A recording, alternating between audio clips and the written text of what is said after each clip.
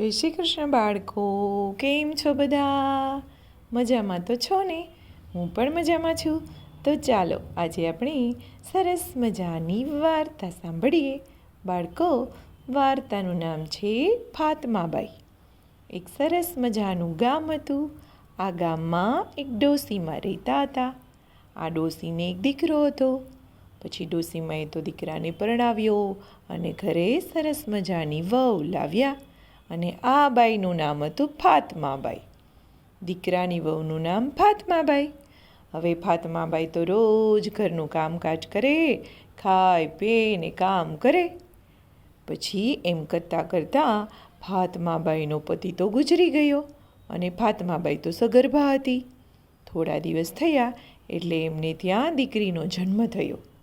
દીકરી તો ધીમે ધીમે કરતાં ચંદ્રની જેમ વધવા લાગી અને યુવાન થવા લાગી. અને ફાતમાબાઈ તો બિચારી પતિ ગુજરી ગયો હતો એટલે ગામના લોકોનું કોઈના ઘરનું પાણી ભરે, કોઈનું છાણ લીપે, કોઈનું વાસીદું કરે. આમ કરીને આખા ગામનું બધું જ કામ કરી અને સાસુઓ બંને પોતાનું ગુજરાન ચલાવતા હતા. હવે તો 3 સ્ત્રીઓ જ ખાલી ઘરની અંદર રહી હતી. આવી રીતે ફાતમાબાઈ પોતાના ઘરની બધી જ જવાબદારી પોતે ઉપાડી લીધી. એક વખત ફળિયાના બધા જ પડોશવાળી સ્ત્રીઓ ભેગી થઈ અને જંગલમાં ફરવા નીકળી. ફરતા ફરતા એક જગ્યાએ બેઠી અને વાતો કરતી હતી. ત્યાં એની પાછળ એના ગામનો એક ભગલો હજામ ઊભો હતો. આ બાઈઓ વાતો કરે છે અને ભગલો હજામ ઊભો ઊભો સાંભળે છે. એક બાઈ જંગલમાં જતાં જતાં કહેવા લાગી કે ફલાણી બાઈ, તો કે હા, તો કે મારો ભાઈ પરદેશથી આવ્યો છે, મારા માટે અમુક તમુક વસ્તુ લાવ્યો છે. ત્યાં બીજી બાઈ કે અરે બાઈ, મારો ભાઈ પરદેશથી આવે છે અને મારા માટે ફલાણી વસ્તુ લાવવાનો છે. 4-5 બાઈઓની આવી વાર્તા થાય એટલે ફાતમાબાઈને તો ભાઈ જ નહોતો. એટલે એને કહ્યું મારો ભાઈ આવશે ને મારા માટે અમુક વસ્તુ લઈ આવશે, અથવા મારો ભાઈ આવ્યો છે અને લઈ આવ્યો છે. એટલે બધી જ સ્ત્રીઓ આવું બોલી, પણ ફાતમાબાઈ તો શું બોલે? બિચારી કશું જ ન બોલી. એને તો ઊંડો નિશ્વાસો નાખ્યો અને કીધું અરે રે, કોઈના ભાઈ ન આવ્યા અને કશું લાવ્યા, વળી કોઈના ભાઈ આવશે અને કશું લાવશે, પણ મારી ગાંઠમાં તો ભાઈ જ નથી, એટલે મારો ભાઈ તો કાંઈ આવવાનો નથી. ત્યારે એક ભાઈ કે અરે બાઈ, તારે ભાઈ હશે ને આવશે, જરૂર આવશે. ફાતમાબાઈ કે શું ભાઈ આવે? મારે ભાઈ હતો જ નહીં.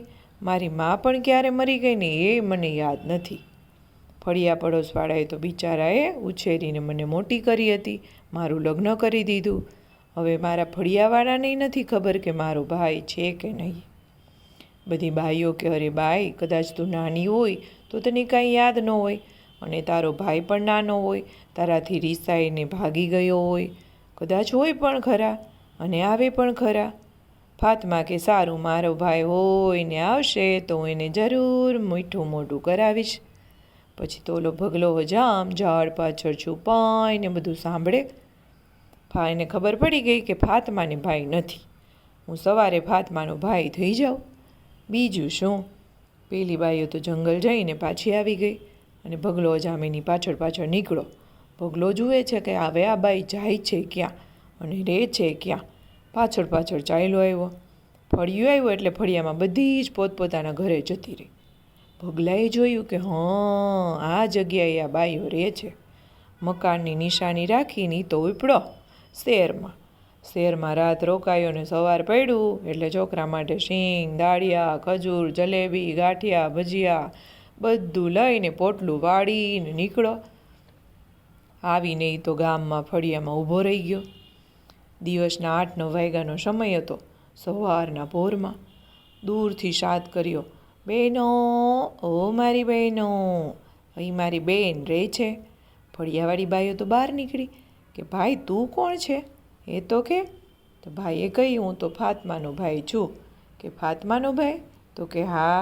એટલે ભાઈઓ તો સાદ કરે, અરે ઓ ફાતમા, અરે ઓ ફાતમા, બહાર આવ બાઈ, તારો ભાઈ આવ્યો છે. ફાતમા વિચાર કરે, મારે ભાઈ તો છે ને, એના સવારના પોરમાં મારો ભાઈ ક્યાંથી ટપકો. એ તો બહાર શાક પકડીને ઊભી રહી ગઈ બારણે. બાઈઓ કરે, બાઈ તારો ભાઈ આવ્યો છે. ફાતમા વિચાર કરે, ઓચિંતો મારો ભાઈ ક્યાંથી આવ્યો, મારે તો ભાઈ નથી. ત્યાં ભગલો જ આમ કહેવા લાગ્યો, એ ભાઈ તું મને ઓળખીશ નહીં, હું તારો ભાઈ છું, પણ બેન તું મને ક્યાંથી ઓળખે.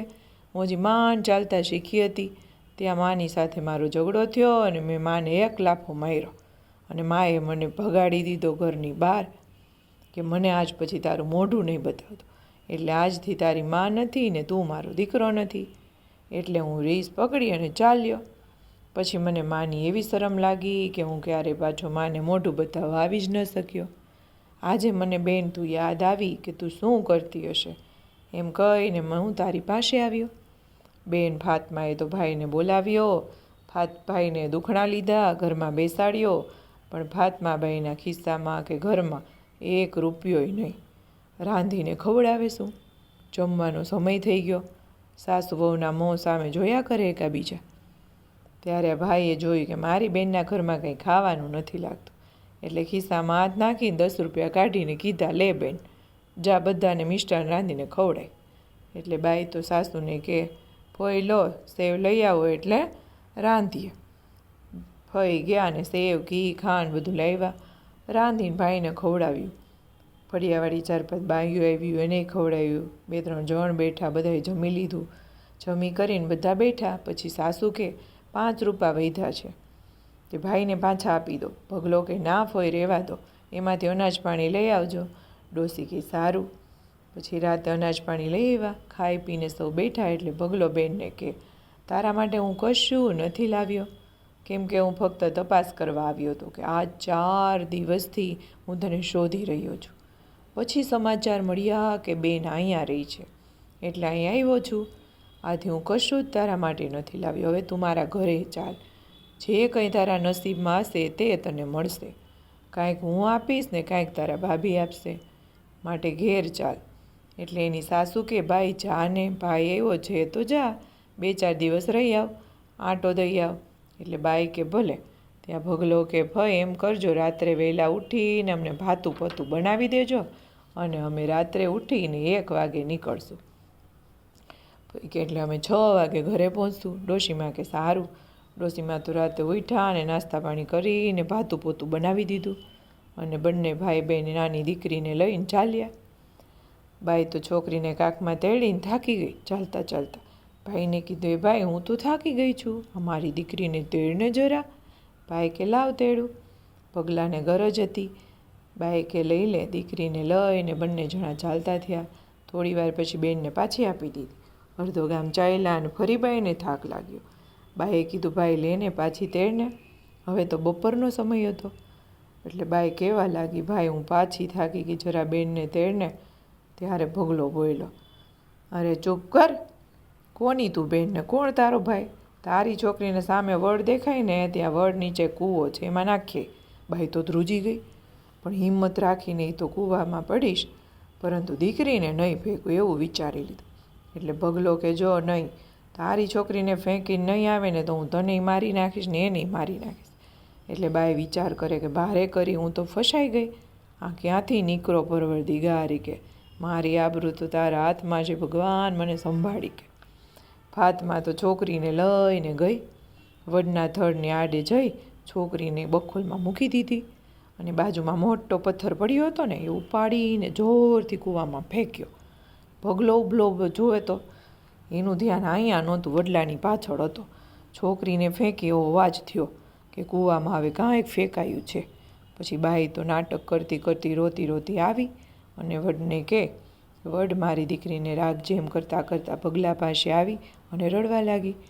પછી ભગલો તો કે, ચાલ મારી પાછળ પાછળ ચાલતી થા. બરાબર 3, 5, 6 વખતનો સમય થયો અને ભગલો પોતાના ઘરે પહોંચ્યો. બાઈએ તો પોતાની દીકરીને વડલા નીચે મૂકી દીધી હતી. ઘેર આવીને મકાન ખોલ્યું. મકાન ખોલી, રસોડું ખોલી, રસોઈનો બધો સામાન ફાતમાને આપ્યો અને કે, લે આ સીધું સામાન અને મન રસોઈ બનાવવા, તને જે ઈચ્છા થાય એ બનાવી લે. બાઈ તો અંદર જઈને જેમ તેમ પતાવીને રસોઈ બનાવી.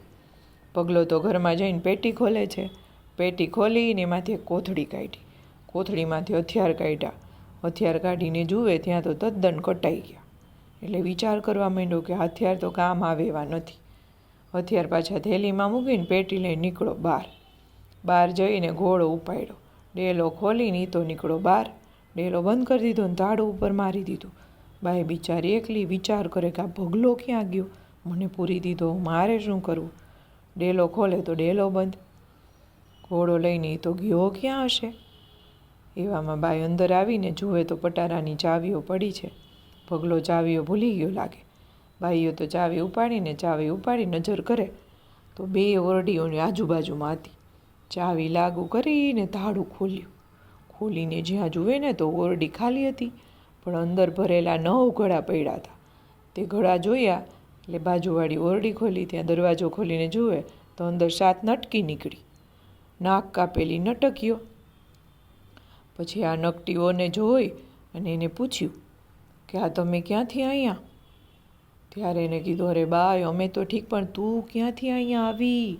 આ અજામ છે ને એ કોઈનો ભાઈ નથી. બધાને બેન બનાવી બધાને અહીંયા લાવી છેતરી અને એક રાત અહીંયા રાખે, પછી બધાના નાક કાપી નકટી કરી અને આવી રીતે ગળામાં ભરીને મૂકી દે છે.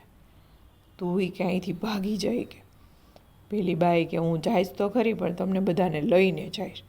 પછી ફાતમાએ તો એક મોટી સીડી પડી હતી, દોરડું લગાવીને તો ઉતરી નીચે અને બધી નકટીઓને કીધું જલ્દી ફટાફટ બહાર નીકળો, આ તો ઘોડો લઈને બહાર ગયો છે. ત્યારે બધી નકટીએ કીધું ઘોડો લઈને બહાર ગયો હોય તો જરા બીજા શહેરમાં ગયો લાગે, તો આપણે બધા એક કામ કરીએ કે આપણે અહીંથી ભાગવાની કોશિશ કરીએ. પેલી બાઈએ કીધું કે હું તમને કહું ને ત્યારે તમે બધું એક પછી એક અહીંયા ઊભી રહેજો. બાઈએ તો દોરડું લગાવી ફાતમાએ અને ધીમે ધીમે કરતી દિવાલ ઉપર ચડી ચાવીનો જુડો લઈ ગઈ. ચાવી લગાવી તો દરવાજો ખુલી ગયો અને બધી બાઈઓ નકટીઓને કાઢી બહાર. અને ઓલાનો ઘોડો એક બાંધ્યો તો એ ઘોડો લઈ અને તીબડીક કરતી ફાતમા તો ઉપડી એના ગામ, અને પેલી નકટીઓ એ બધી બીજા ગામ જતી રહી.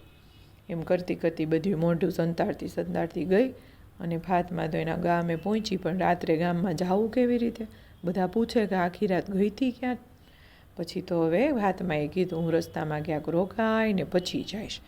ફાતમા તો પછી રસ્તામાં વડલો હતો ત્યાં એની દીકરીને મૂકી ત્યાં જોવા ગઈ કે આવડા જંગલમાં કેટલા હિંસક પશુ પક્ષીઓ હશે, મારી દીકરી જીવતી હશે કે કેમ.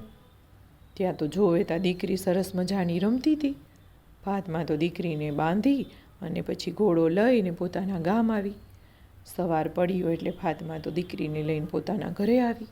સાસુમાએ કીધું કે દીકરી મજા આવી ને પિયર રહેવાની.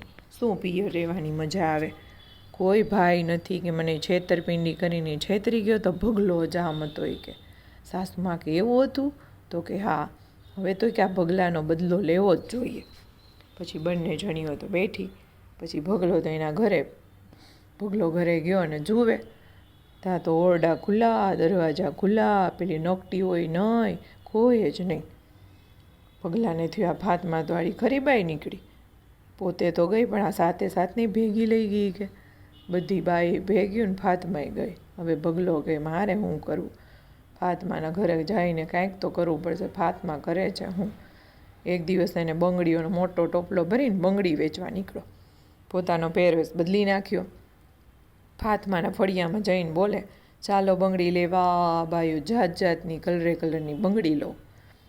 ફાતમા તો અવાજ સાંભળી ગઈ કે હા તો ભગલો જામ લાગે છે. એને સાસુમાને કીધું સાસુમા એક કામ કરજો, મોટી પેટી તૈયાર કરો અને બરફની પાઇટું તૈયાર કરો. સાસુમાએ તો તૈયાર કર્યું ને ફાતમા નીકળી બહાર નીકળીને ભગલા અજામ પાસે આવી ગઈ. અજામ પાસે આવીને મહેંદી બંગડી જોવા, કિંમત કરવા. થોડી વાર થયો એટલે પછી એમણે કીધું કે ફઈ આવો અને આને પૈસા આપો. એને બંગડી લઈ લીધી ને ફઈ આવ્યા. એક મોટી પેટી કાઢીને બાજુ મૂકી દીધી અને મોટો પાણીનો ઘડો હતો, ઠંડો બરફના પાણીનો ભરેલો, ભગલા ઉપર નાખ્યો. એટલે ભગલો તો ઠંડા પાણીથી આખો થીજી ગયો અને પેટીમાં બરફની પાઇટું મૂકીને ભગલો બેભાન થઈ ગયો ને એને પરી દીધો પેટીમાં. પછી ફાતમા તો પેટી માથે લઈને ઉપડી જંગલમાં મૂકવા. જંગલમાં જતી હતી તો પાછળ એની ચોર પડ્યા. ચોર તો એની પાસે ચોરીનો સામાન નાના પોટલા લઈને જતા હતા અડધી રાત હતી એટલે ચોરને થયું આ એક ચોરી કરતી માણસ લાગે છે. ફાતમા એ વેશ પલટો કરીને નીકળી હતી. ચોરને થયું કે તમે ચોરી કરીને નીકળ્યા છો? ફાતમા કે હા હા, આ પેટી આખી છે એ માલ સામાનની છે, એક રાજાની તિજોરીમાં ચોરી કરી છે. ચોરને થયું એટલે હા, પેટી ઉપાડીએ ને આપણો સામાન મૂકીએ નીચે. બાઈને કીધું બાઈ બાઈ લાઈ તારી પેટી લઈ લઈએ. ફાતમાએ તો પેટી આપી અને ફાતમા તો એનો સામાન લઈ લીધો બધો. ધીમે ધીમે કરતાં ઓલા બધા આગળ નીકળ્યા અને ફાતમા તો આ સામાન લઈ અને પછી ઊભી રહી ગઈ. એમ કરતાં આગળ વધ્યા. આગળ જતાં જોતા હતા ત્યાં તો ફાતમા જોવા ન મળે કે. ફાતમા તો પહોંચી ગઈ બધો સાર સામાન લઈને એના ઘરે અને ઓલા બધા તો જોઈ રહ્યા અને ભગલો અજામ જાગ્યો. ઓલા એને નાખી નીચે પેટી. બધાઈને થયું આ માણસનો અવાજ ક્યાંથી પેટીમાં આવે.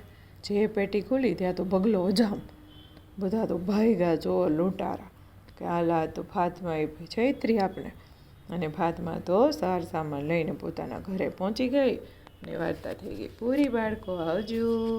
જય શ્રી કૃષ્ણ.